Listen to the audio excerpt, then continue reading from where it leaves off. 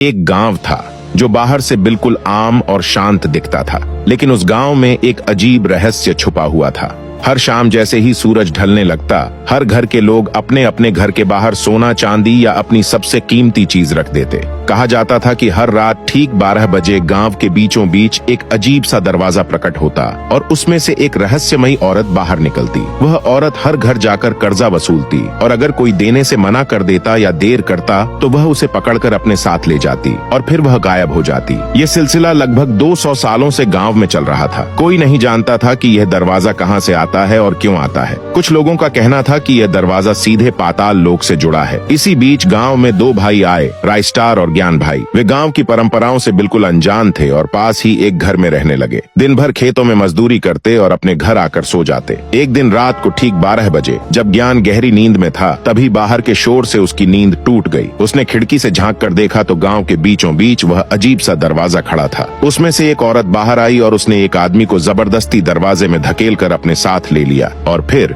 वह दरवाजा वहीं से गायब हो गया। ये सब देखकर ज्ञान का खून जम गया। ये उसके जीवन में पहली बार था जब उसने ऐसी घटना देखी। सुबह होते ही उसने सारी बात राइस्टार को बताई। राइस्टार यह सुनकर हैरान रह गया और बोला, भाई आज रात हम दोनों जाग कर देखेंगे, हो सकता है ये सिर्फ भ्रम हो। शाम होते ही गांव में अफरा तफरी मच गई। लोग अपने अपने घरों के बाहर सोना चांदी रखने लगे। राइस्टार यह सब देखकर हैरान था कि लोग आखिर ऐसा क्यों कर रहे हैं। रात के ठीक 12 बजे राइस्टार और ज्ञान भाई दोनों खिड़की से देखने लगे। अचानक गांव के बीचों बीच वह दरवाजा प्रकट हुआ और उसमें से वही रहस्यमयी औरत बाहर आई। यह देखकर राइस्टार का दिल दहल गया। वह औरत घर घर जाकर सोना चांदी इकट्ठा करने लगी। कुछ देर बाद वह ज्ञान के घर के सामने भी पहुंच गई। ज्ञान समय पर कर्जा नहीं रख पाया था। औरत गुस्से में आ गई और जोर जोर से दरवाजा पीटने लगी। ज्ञान जैसे ही बाहर आया, वह औरत अजीब शब्द बोलने लगी जो ज्ञान को समझ नहीं आए। डर के मारे ज्ञान कांपने लगा। तभी औरत ने उसे पकड़ लिया और अपने साथ उस दरवाजे में ले गई और फिर वह गायब हो गई। कुछ ही पलों बाद वह दरवाजा भी गायब हो गया। राइस्टार पास खड़ा सब कुछ देख रहा था, लेकिन कुछ कर नहीं पाया। सुबह होते ही राइस्टार सीधा साधु बाबा के पास पहुंचा और बोला, बाबा